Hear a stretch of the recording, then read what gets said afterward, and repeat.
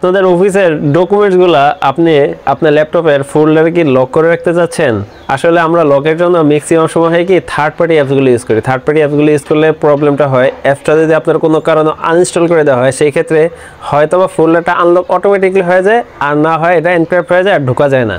তো ব্যাপারটা এটা একটা ঝামেলা। তো আমি আজকে থার্ড পার্টি কোনো অ্যাপ ছাড়া কীভাবে আপনি আপনার কম্পিউটারের ফোল্ডার কিংবা ডকুমেন্টস আপনার প্রাইভেসি দিতে পারবেন সেই সিস্টেমটাই দেখাবো, এবং খুব সহজভাবে, মানে কোনো ধরনের থার্ড পার্টি অ্যাপস লাগবে না। তো আমার চ্যানেলে যারা এখনও সাবস্ক্রাইব করেনি অবশ্যই সাবস্ক্রাইব করেন আর পেজটি ফলো দেন। আর চলেন মূল ভিডিওতে ঢুকি।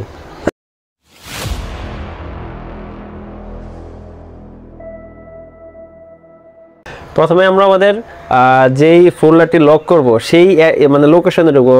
মাই কম্পিউটার ঢোকার পর মানে যে ড্রাইভে আছে ওই ফোল্ডারটি যেই ড্রাইভ আছে এই ড্রাইভটাতে ঢুকবো। ঢোকার পর ওই ফোল্ডারের ওই পেজটাতে আসবো। তা আসার পর এখানে উপরে অ্যাড্রেস বারে দেখেন যে লিঙ্কটা আছে পুরোটা আমরা কেটে দিব। এখানে সিএমডি দিব। সিএমডি দেওয়ার একটা কমান্ড অপশন আসবে। এখানে আমি একটা কোড দিয়েছি ডিসপ্লেতে, আপনারা দেখে নিন।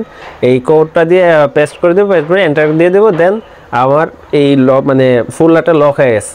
আর ফোল্ডারের নাম যেটা থাকবে অবশ্যই আপনার এই যে কোডটার ভিতরে তাই লিখবেন, ঠিক আছে? আমি ডিসপ্লেতে লিখে দিয়েছি। এইখানে কিন্তু আপনাকে ছাড়া, আপনার পারমিশন ছাড়া এই ফোল্ডারটি তার কেউ ঢুকতে পারবে না, মানে কোনো ধরনের অ্যাক্সেস আর নাই। সহজভাবে এটা কোনো ধরনের আপনার থার্ড পার্টি লাগে নেই। আবার সেম এটা আপনি আনলক করবেন কীভাবে, আপনার তো ঢুকতে হবে। আবার এটা সেম আবার আপনার ওই লোকেশন আসবেন, এই ফোল্ডারটা যেখানে আছে মাই কম্পিউটার ঢোকার পর ওই ফোল্ডারের অপশন আসার পর ওই অ্যাড্রেস বারে কেটে দিবেন। কেটে দিয়ে কমান্ড দিবেন সিএমডি, তারপর আবার আসবে। আর সবার আমার কোডটি আবার পেস্ট করবেন। করার পরে লাস্টে দেখেন এভরিওয়ানের পরে ক্লোনের পরে এন লেখা আছে, এনের জায়গায় এফ হবে, মানে শুধু এনটা কেটে আপনি এফ বসাবেন। এফ দিয়ে এন্টার দিবেন। দ্যাটস ইট, আপনার ফোল্ডারটা আনলক হয়ে যাবে এবং আগের মতো হয়ে যাবে। তো আসলে এরকম ছোটো ছোটো টিপসগুলো আমাদের জানা থাকলে দৈনন্দিন জীবনে প্রয়োজন লাগে না যে তা না। আর আপনার প্রয়োজন না লাগলে আপনার কোনো বন্ধু বান্ধবের ঠিকই প্রয়োজন লাগতে পারে।